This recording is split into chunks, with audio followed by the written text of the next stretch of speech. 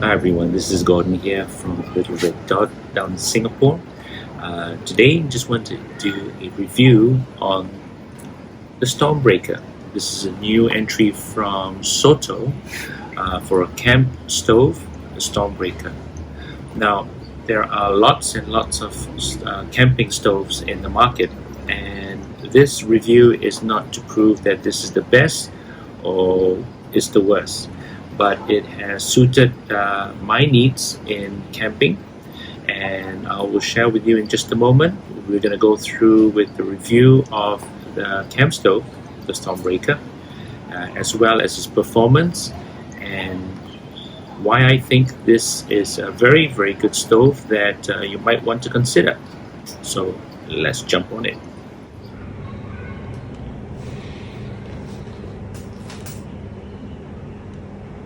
So this is the package of the SOTO Stormbreaker model number OD-1ST. Now the packaging comes in a cardboard box, and SOTO prepared a package together with the fuel bottle. That's the fuel bottle right here. And this package came with the first 1,000 packaging for the Stormbreaker, and after that, if you were to purchase the Stormbreaker, you would get just the stove, and the fuel bottle will have to be bought separately. Now the packaging, as you can see, this is the main box where the stove is kept in, also in a cardboard box. These are all the information that you have in the back. Inside you will find a bag, and this bag is for you to keep all your accessories together when you travel. The actual stove, you have your pump kit, you have a repair kit with a couple of O-rings and some grease and some tools for you to change or repair. This is also included in the package, and this is for gas canisters. A piece of reflective aluminum, and this is used for usage if you were to travel in the mountains and to give stability, because once you use the stove, it will heat up the snow below the stove. So you have this reflective aluminum so that the heat will be pointed towards the pot instead of below the burner, which would make the stove unstable, especially if you were used to cook over ice. You have a pamphlet and also to give you description and guidelines to how to use the stove. And this is the fuel bottle. Now this fuel bottle it states there's 700 ml, but you are not supposed to fill it full, and you have a line here that you need to fill, and you would make about 480 milliliter. Now it has been recorded that 480 milliliter of liquid fuel will last for about 1.6 hours, and that should be more than enough for you to boil water or to do cooking for a group of up to 6 people.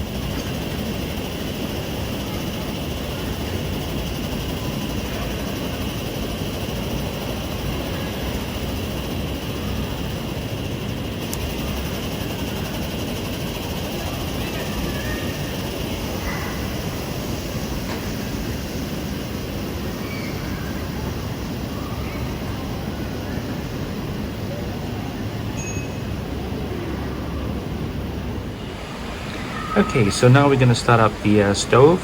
It's best to be done in an outdoor scenario where it is lots of ventilation. Make sure you do not start up a flame like this within a tent or indoors. First off, we have our fuel, and we're going to open up the fuel. It's already filled with petrol, identically same from the ones I use for my my car or my motorcycle.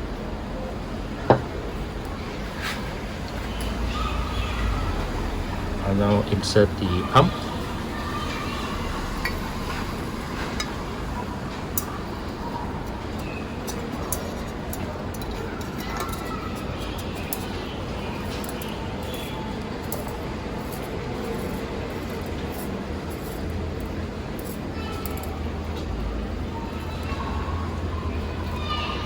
Ensure that it is at stop, pressed in, that's the lock, then start pumping.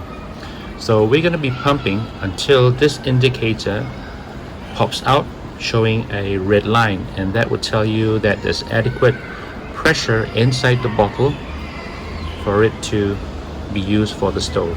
So let's pumping. So if we have a full bottle, they're looking at around 150 pumps and up to 200. So let's pump. 1, 2, 3, 4, 5, 6, 7, 8, 9, 10.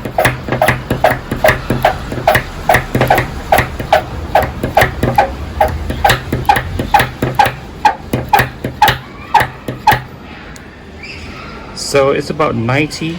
I've just done about 90 pumps. If you can notice the little red line there.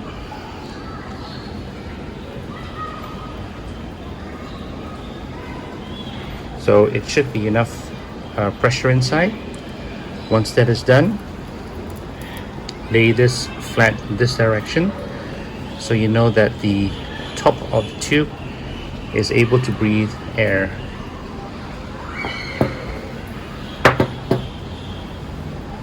The tube here, remove the rubber protection.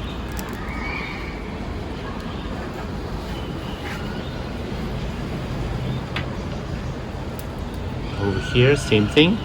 There is a protection guard here. Pull back, pull this out, set this in.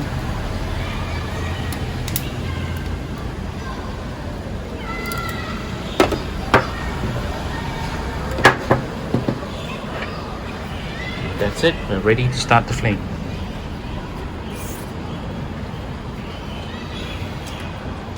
So before we start the flame, ensure the area is all safe, connections all done properly, red lines out. We need to put this to up. To unlock, we pull it up. Got your lighter ready. There is a start button and a run. Now the start is where it feeds in large quantities of the high pressured fuel as well as air. So let's put it up to start. You will see a lot of yellow flames. Do not switch to run yet until the yellow flames have died out, until you have blue flames. So let's go to start.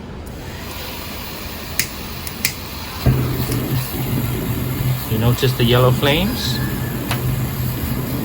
Now what's happening is the yellow flames are heating up the generator tube, vaporizing the fuel, and once the fuel is vaporized, you will notice that the flame is starting to turn blue.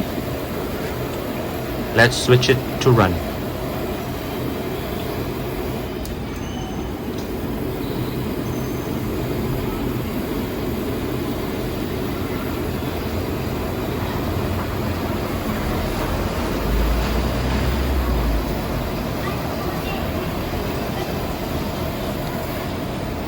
You can decrease the flame by turning it to lower pressure,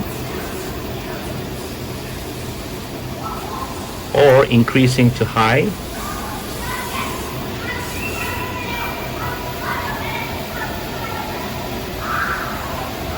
And you're ready to cook. Now when you need to switch off the fire, you can do two things. One is to press it down, and that will shut off the supply of fuel into the burner. Or if you intend to switch it off for a longer term, there is air. And what you do is when you switch to air, instead of fuel running through, the valve will now pump only air that's on the upper part of the bottle. The flame is still there, it's at simmer. And what it does is it clears all the fuel in the tube. So let's go to air. You'll notice that the flame will slowly start to die off. There's no more fuel left in there, in the tube. Press it down and turn it to off. So the good thing about the air is that when you switch it to air, all the fuel is pushed out, leaving only air in the tube. Safe for you to take out for storage. Do remember that after burning, these areas are still hot, so you wouldn't want to put it in your backpack or anywhere where you might get burnt or touch them. So I got the fuel bottle all pumped up, back ready to use again, and this time we are going to boil 700 milliliters of water, and we'll see how fast it takes to heat up 700 milliliters of water with this stove. Same process, we'll start it up again. I've pumped in, ensure that the red line can be seen. Everything is connected and ready to go. So, as usual, we start up to the switch, turn to run.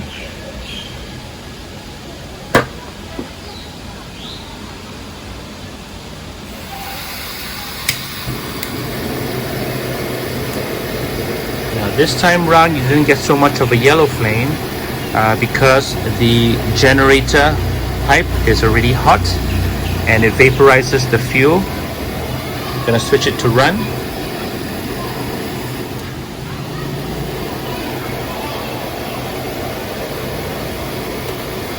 I'm gonna prepare my pot.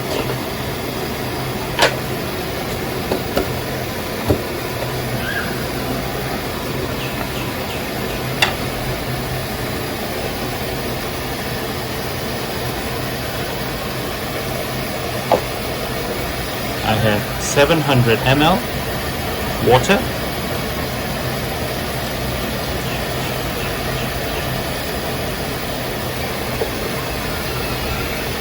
And once I place the pot on the burner, we'll start the timer.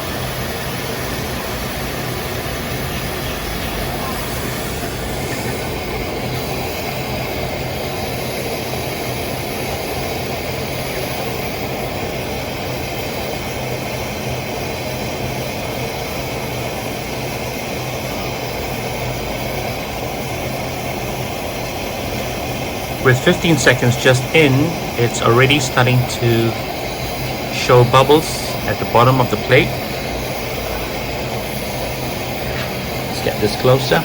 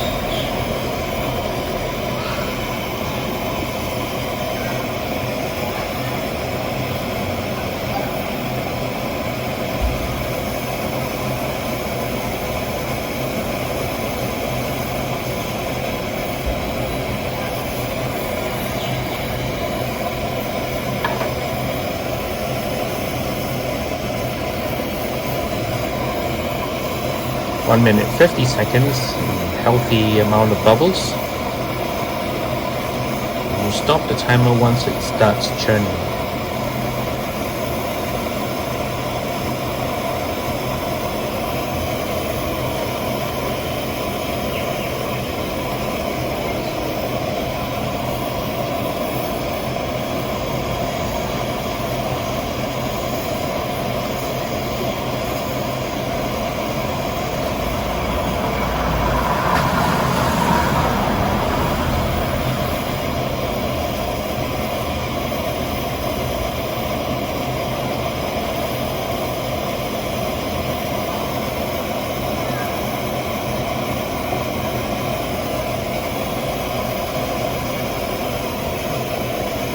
There we go.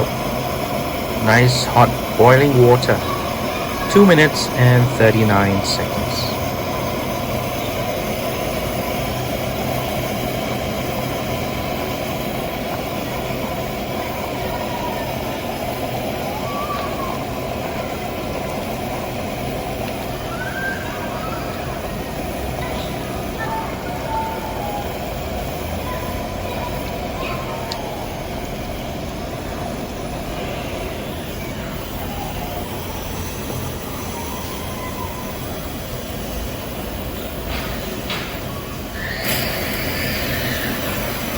Switch it to air.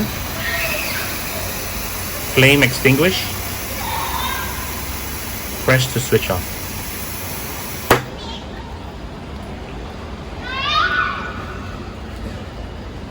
There we have it.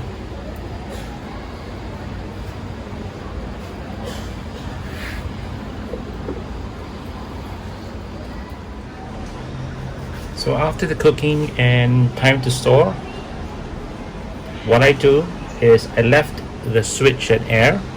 I lifted up the switch and left it at air, and basically it's removing all the air pressure inside the bottle. And after that it's safe, then you can find that the indicator has sunken all the way back into its original position. So it is ready for you to remove the pump system.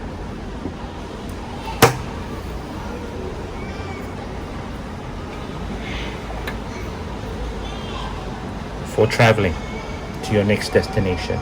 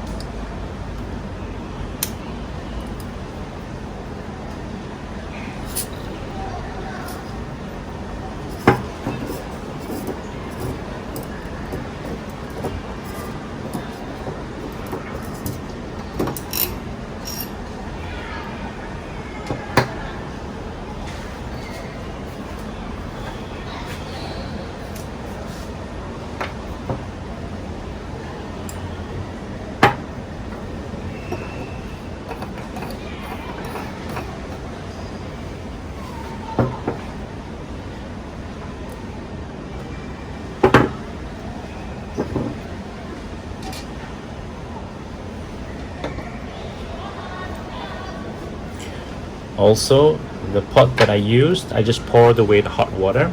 You find that there's no soot at the bottom. Easy cleaning.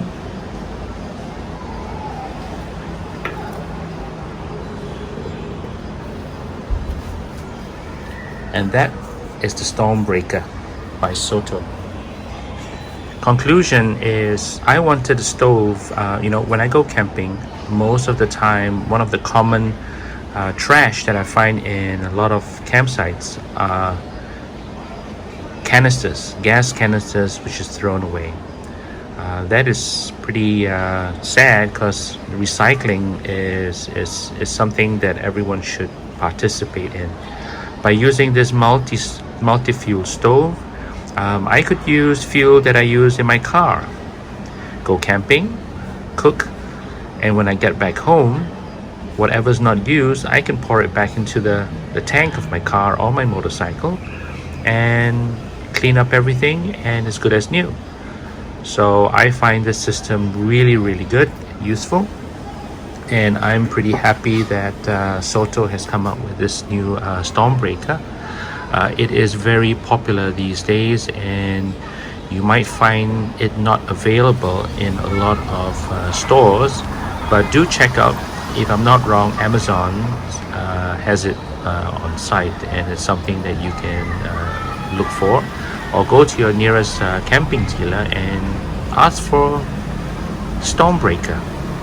And that's all. Hope to see you again for the next video. Thank you.